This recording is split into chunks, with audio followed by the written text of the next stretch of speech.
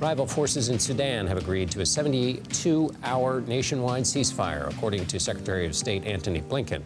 Countries, including the United States, have been evacuating their citizens from the country due to escalating violence. I'm now joined by Jacqueline Burns. She is a former advisor to the U.S. Special Envoy for Sudan and South Sudan. She's also a senior policy analyst at the Rand Corporation. Jacqueline, you worked with the Special Envoy back in 2011 during the partition of South Sudan. Give me your sense of what exactly is happening on the ground and how parties are putting together this ceasefire and its fragility. Absolutely, and thank you for having me. I know the U.S. was incredibly instrumental in negotiating this current ceasefire between the military leaders Hemeti and al-Burhan. Right now, it's too soon to tell if this ceasefire will hold, but there is more hope this time than in the previous iterations of ceasefire announcements over the last 10 days, due to the fact that there was a lot of international intervention involved in this. As we look forward to see what happens over the next 72 hours and beyond, if the ceasefire does hold, that is only the start of this process. There is a long path to a permanent cessation of hostilities, as well as to a more permanent peace process. And I want to get to the steps, those various steps that are to come. But while that's all happening and on the ground right now, how is all of this affecting the Sudanese people? Well, hopefully the ceasefire will hold, because the situation has been very dire for the Sudanese people. Fighting in Khartoum has been very intense. One of my contacts in Sudan told me over the weekend not to underestimate the level of the violence, that it was full-out war. And it was not just affecting residents of Khartoum, but it was affecting all regions of Sudan. People had intermittent electricity. They were subject to artillery strikes, aerial bombardments, looting, and all the while they had no access to procure more food or water, and the medical system has almost completely collapsed in the country. So it's a really grim situation.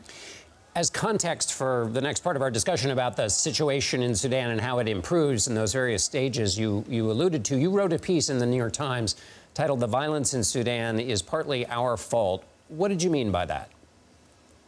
So my piece was discussing how the legacy of intervention in Sudan, led by the U.S. as well as the United Nations, the African Union, and many other international partners, unfortunately really created the legacy of prioritizing the voices and the demands of these armed actors who, by the way, we've never had any indication were truly interested in peace or reforms, but in privileging their voices over civilian actors, to include women who are largely responsible for the popular uprising in 2019, who are actually seeking peace and political reforms.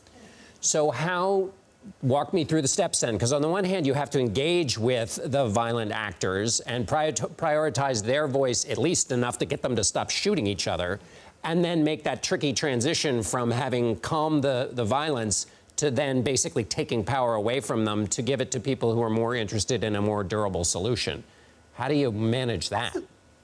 Yeah, absolutely. We cannot diminish the complexity of this situation, but it has happened in other places. And I think that it's time to stop looking at these top-down approaches, but start looking at more bottom-up approaches where civil society actors and internationally displaced persons and women's groups are able to have more of a say in how the process is designed. It is hard, right? Because you have these armed actors who don't want to give up power, but the international community has to insist. They have to use pressure, and we have to insist that we will not be a part of any long-term peace processes or providing support or giving legitimacy if they are not willing to embark in that real work. And if we do that real work, if we start to let the voice of the Sudanese people come to the forefront of the conversation, I think the dynamics can start to change. And so, Jacqueline, who is at the table when that happens? In other words, is this done through the UN? Does the U.S. have to take a role to insist, as you've just said, that there are other actors at the table to make sure that this is more durable than in the past?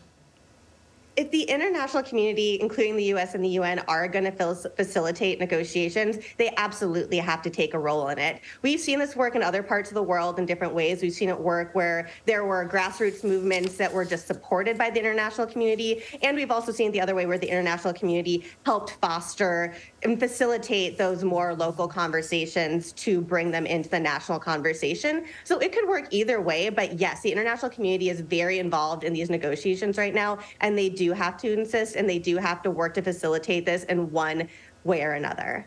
Jacqueline Burns, thank you so much for being with us.